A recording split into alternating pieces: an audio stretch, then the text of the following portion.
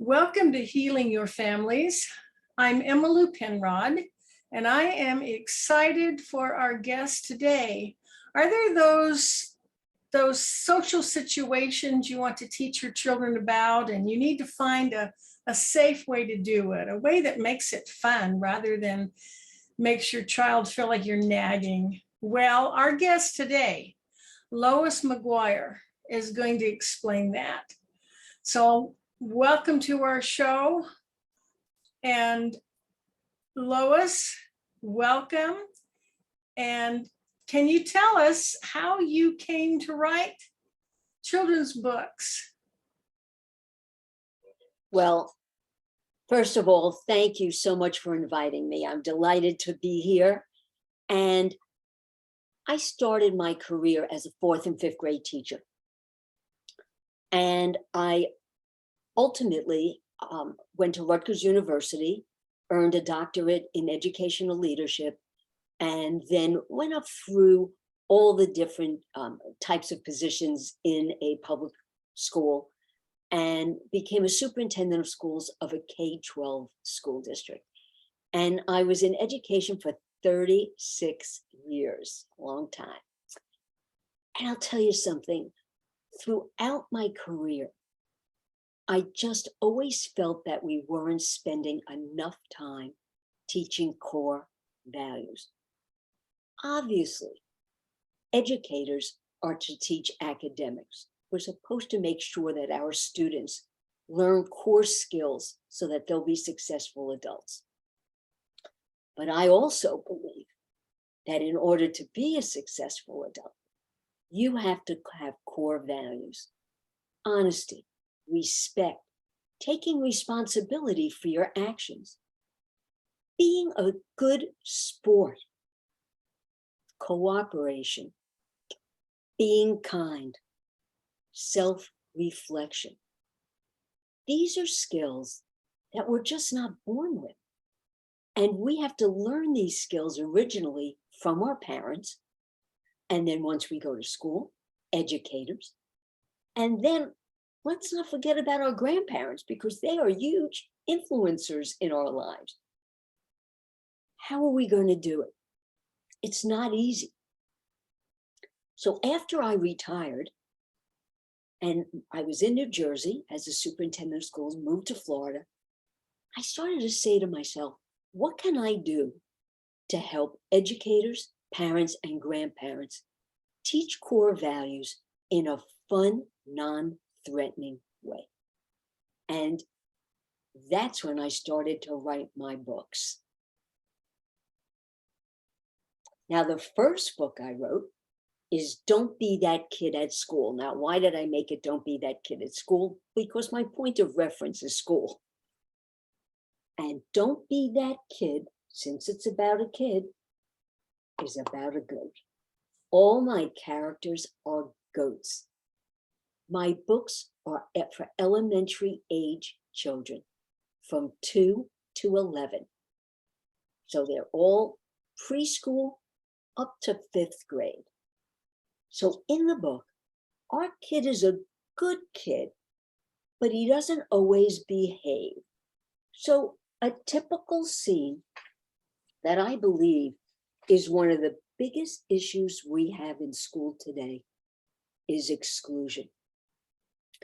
Children go into the cafeteria, they look around, they can't find a place to sit.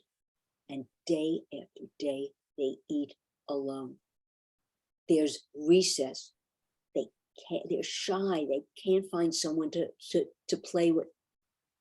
They stand alone. Now, there are adults there who can help that situation. But we as parents, as grandparents, need to help our children understand, including others. This is a typical scene in my Don't Be That Kid at School book. Let's talk about it.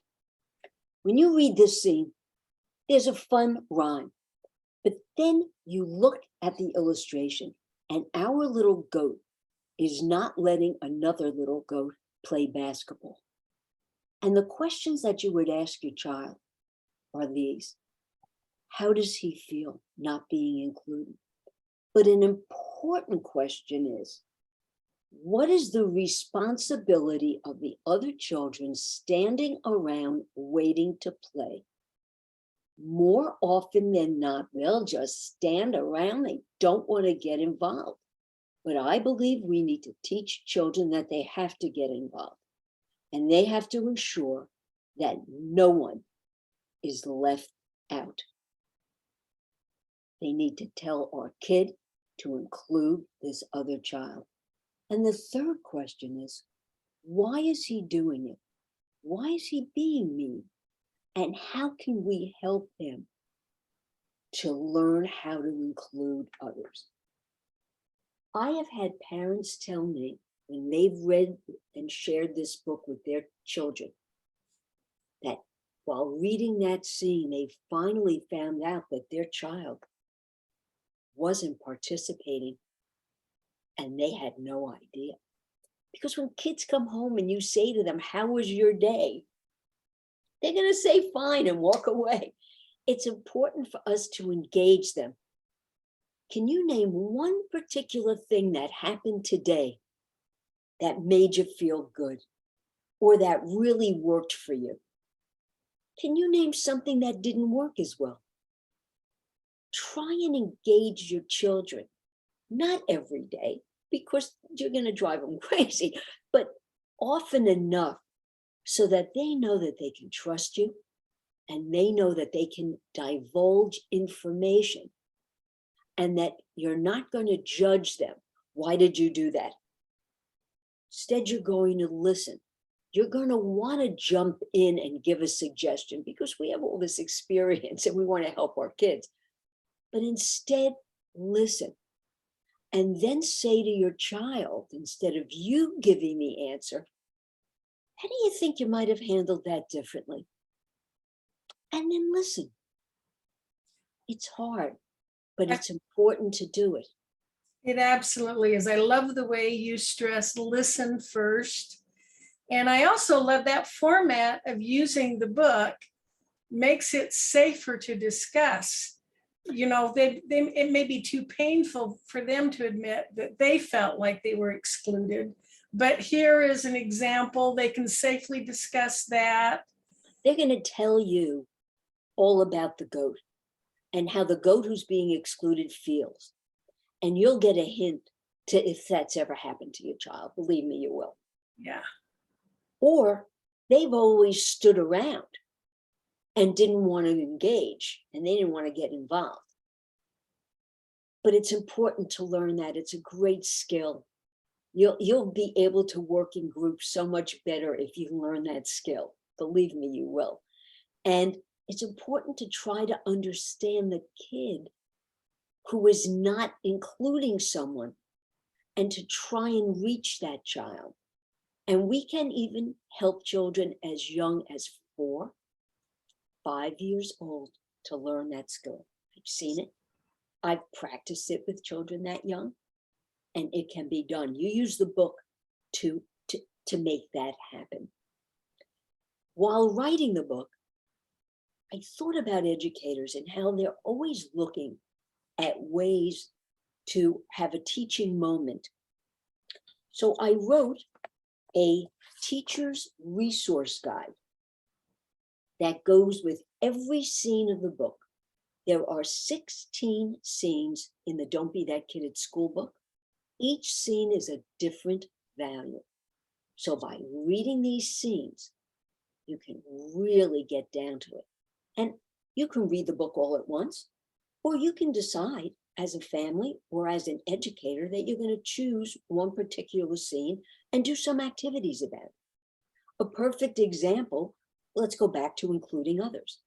I have activities for that particular scene separated into grades kindergarten 1, grades 2, 3, and grades 4, 5, so that you can have some fun with it. My resource guide begins with establishing expectations. I did that because all children really want is, what do you want from me? All we want as adults is, what do you want from me? How can I get that raise, get that promotion, keep that job. So I believe it's very, very important for parents to be very clear with children. Let me show you an example. After writing, "Don't be that kid at school," I wrote, "Don't be that kid at home." And I was in the supermarket one day, and there was this adorable 3-year-old who was taking food products from the bottom shelf and destroying them, taking them, throwing them on the ground, breaking them, and mom was on her phone and not paying any attention. Ultimately, the manager went over to the mom and asked to please control her daughter. And the mom, I don't know what the mom said, but the manager escorted them off out of the store. Can you imagine? Because this child was destructive. I went home and I changed a scene in the book as I was writing it. And I actually, from that experience, put this scene in the book. So what does this have to do with establishing expectations? Very simple. You have a young child. You don't have to do this so much with older children, but certainly with younger children. First of all, you tell your child where you're going and why. Johnny, we're going to the supermarket because mommy or daddy need to get supper for tonight. Once we get there, you're going to have a choice. You can either, if they're young enough, sit in the cart, or you can walk alongside of me. But if you walk alongside of me, you're going to have to keep your hands to yourself. You're not going to be able to touch anything.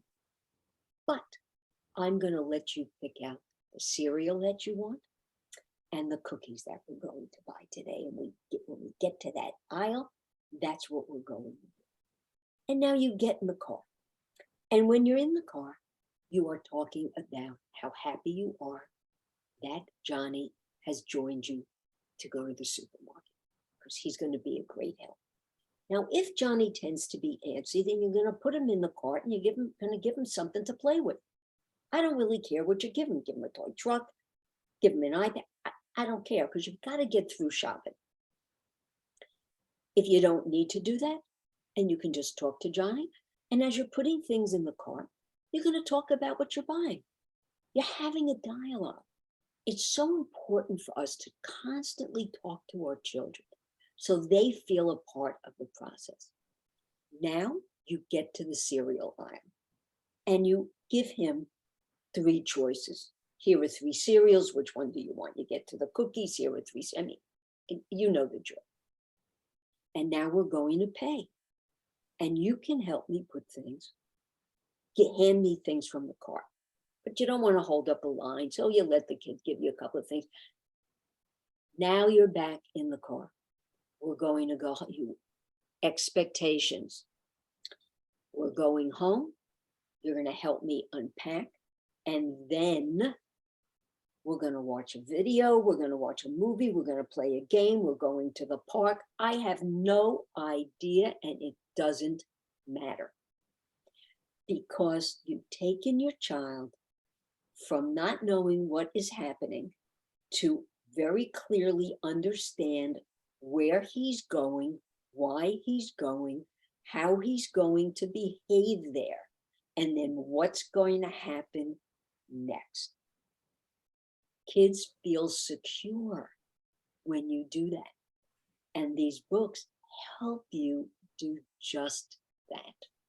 I totally agree. Children need structure. You know, some parents are afraid of imposing anything on their children, but the absolute most dangerous environment for a child is one of chaos, when they don't know what is expected of them or what will happen next. But I love the way you define, and this is what we're doing, this is why, this is what is expected. Very clear. Now, This is I what know I'll be doing. This is what as a parent, you're exhausted and you don't have a lot of time. And this takes a little time, but not really. It It's a saves a 2 minutes lot of goal. headache. You have to go anyway. You're talking, this is what we're going to, and maybe when you're in the car, oh, gee, you have 2 choices when we get home after we unpack the groceries. You want to do this, you want to do that. I mean, and you're getting your child to think. And your Yeah. child says, gosh, I'm part of this program. I'm actually part of this family. I have a say. They'll buy into it. They will cooperate if they feel like they're having a choice. Yeah, definitely. Question about it. No question about it. That's why, to get back to the resource guide, I started with 3 days of activities for teachers to establish expectations in their classroom. Now, why is that so important? If you don't establish clear expectations, the first week of school, you're doomed. I hate to put it that drastic. Oh, yeah. But I'm a retired teacher. I know. you've got to be real clear. And my activities are really giving the class the opportunity to have behaviors and consequences. You're asking them to participate, and you can have little kindergartners and first graders participate. They are much sharper than you think, and they can do it. They're not going to be able to write. You'll have to do the writing, but they can do it. And then again, every scene in the book has activities. And then at the end, I have a kid to color, because kids love to color. But then I have a pledge. And you can ask your child, school is starting. You can have your child fill out this pledge. This pledge is on my website. So if you go to don'tbethatkid.net and click pledge, you can download this pledge. Now, why is it a good tool? It's a good tool because school is starting, and it's good to have your child start to focus. They've been playing around all summer. You might have been reading, you might not have been reading. That's your choice. I would have your child put down one academic goal and one personal goal. If your child is preschool, K1, they tell you the goal, you write down the goal. After 2 months, we talk about the goal. Have you achieved it? Let's do 2 more. Let's do 1 more. How can I help you as a parent or a grandparent or a teacher achieve your goal? Can't be adrift on your own. Your child might say, I want to be the star basketball player in 5th grade. That's a very difficult goal. So in discussing, what will you have to do to achieve that? And then you start writing them down. And then you start to talk about it. Basketball is a team sport. You can be of tremendous value as a team player and not be the star. It's great to be the star. I'm thrilled that you want to be the star player, but never forget that you are a part of a team and you work as a team to succeed. Simple way to have the conversation with your child. Very, very easy to do that. And then I have what I think is such a great tool. I have a family crest. I think it's such a great idea for families to do this crest around Thanksgiving. If you have family over around Thanksgiving, children learn from us. They model our behavior. So we have to be careful how we behave. We have to be careful how we speak, because they're going to speak like us. They're going to behave like us. What are your family values? I want you to help your children learn core values, like kindness, like having a positive work ethic, being loyal. But unless you as a family, as a mom, maybe you're a single parent, as a mom or a single dad, sit down and start to clarify your values. You'll be amazed how few people do that. Hardly anybody does it. Yeah, children learn from our example, but they need things explained. They need to know why you don't, why you treat others with respect, why Is that you important? don't steal. Well, as you read the scenes of my books, that's the conversation. Now, is that family crest available just in the teacher's guide? Just in the teacher's guide. Okay, is it also on your website? That is not on my website, but any viewers who want it, just contact me and I'll send it to you. It'll be my pleasure. I recommend that activity for all families. That's something I encourage families to do, is have that family crest. And then that becomes part of the child's belief system, part of their value system. And it's, I'm a Penrod, and Penrods are honest. Who are you? What do you believe in? I work with homeless pregnant women. They're in a very difficult spot. Yes. And I meet with them, we talk about values, because they want to have a life for their child. Yeah. I have to tell you something. I always end my meeting with them talking about the crest. Mm-hmm. And I have them do the crest, and then I come back in a week. And each participant completes the crest and talks about the crest. I'm amazed at how deep and how meaningful their crests are, because they want a better life for their child. And they know that they may not have always taken the correct path for themselves. And that's why they're in a position they're in. Yeah. So we talk about that. I know Trevor Singleton. Hi, Trevor. He must have seen my share that I gave. So these books are an opportunity, he's doing this, are an opportunity for parents and grandparents to work with their children. Let me show you another great scene in the Don't Be That Kid. I showed this to you before we went on the air. This is about good sportsmanship. Our kid is not winning a game, and he throws the board up in the air. I want you to think about how your child behaves when he or she is not winning a game. And some adults, did they get it from you? Where did they learn that from?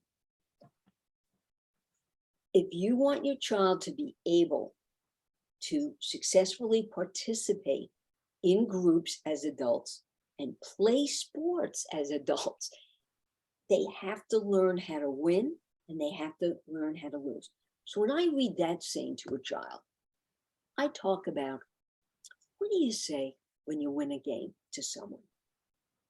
What do you say when you don't win? Because even when you don't win, doesn't mean you didn't have fun. It just means that you didn't win. And we should give 100% to win. No question about it. We need to do it fairly, and we need to give our all. But we're not always going to win. I have parents ask me, should I always let my child win? Especially when they're little, 3, 4 years old. I say, let your child win when they're that age more than lose, for sure, because you want to build up confidence. But your child needs to lose. And not all the time, but they need to understand. And when your child starts to cry, or when your child starts to throw the board game up or do whatever your child's going to do, every child's different. That's the time not to get angry, but you can say to your child, I want you to calm down, and then I want to talk about this with you. First, calm down, because you're upset, and I understand that. Sometimes I get a little upset when I don't win, but let's talk about it. When children get old enough to play in team sports and you're not able to go to a game, I always say to parents, when your child comes home, Don't ask, did you win? Instead, ask, did you have fun? You're going to find out if your child won by the did you have fun answer.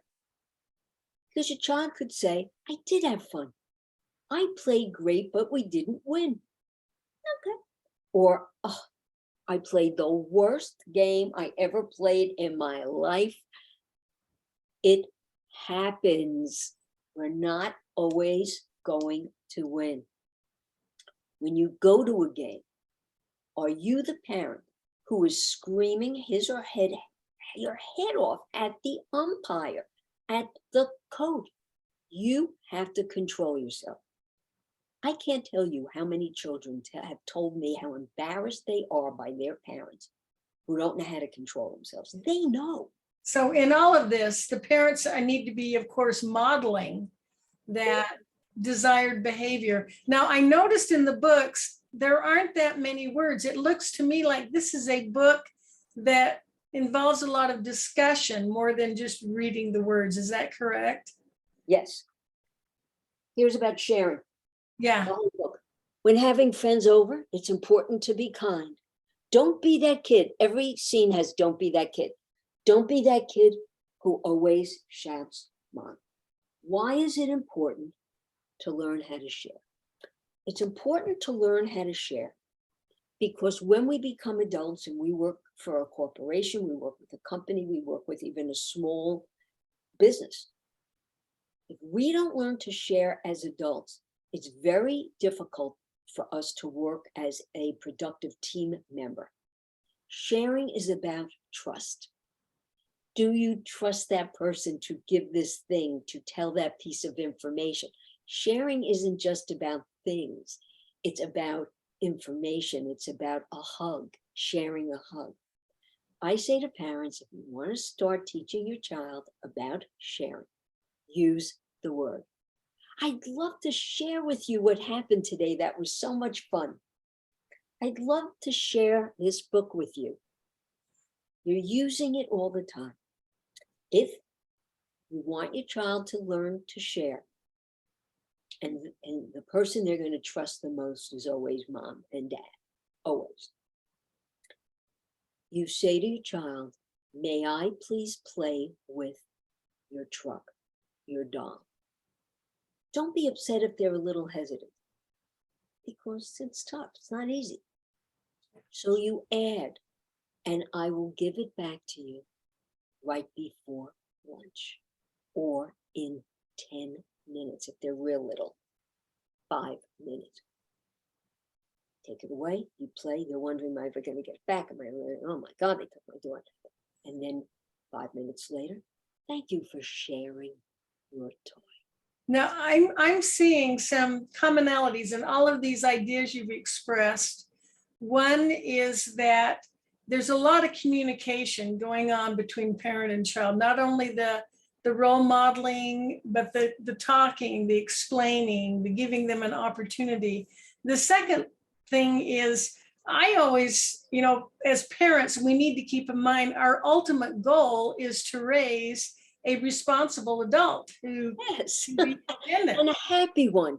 And so, a healthy one. Yes. So, and they're not always going to win in life. They are going to need to share as an adult. Yes. All of these are doing that. This is really a very effective way to prepare our children for adulthood. Yes. I love it. Have you ever worked in a team and there's that one person on the team who doesn't share information? I say to you, they never learned to share as a kid. I mean, they're so afraid that you're going to get credit for it. They're so worried that they're not going to be the superstar. Yeah. I mean, why do we play team sports?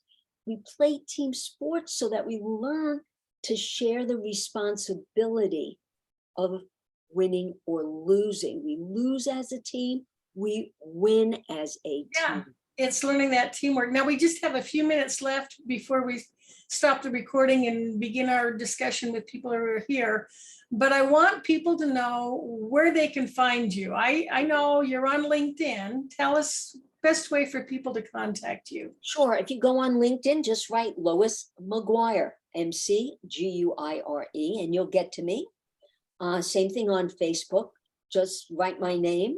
My website is www.don'tbethatkid.net. If you No want to, apostrophe, right? no apostrophe and don't, just Okay. don't. If you want to contact me on my website, there's a section contact. Press it and you can email me. If you want to email me though, it is Lois, Lois, at don'tbethatkid.net, no apostrophe and don't. I will answer you. If you want a copy of the family crest, contact me. I'll send it to All you. right. It's wonderful. I want, you can get the pledge right on my website, so you don't need to contact me for that. You want a kid to color? Fine, contact me. I'll send it to you. Very easy. Lois, thank you so much. This has been such valuable information for parents. I absolutely love this. Thank you. Oh, one last thing before I get off. If you go on my website and you click buy now, it'll take you to Amazon or barnesandnoble.com. If you want a signed copy, contact me and we'll talk about it, and I'll sign one to your child and mail it to you. So Amazon, Barnes and Noble, or me. Thank you. And for my viewers, join us again next week as we continue this series on education. Until then, love yourself, love your family. We're making the world a better place by strengthening families. This is Emmylou Penrod at healingyourfamilies.com.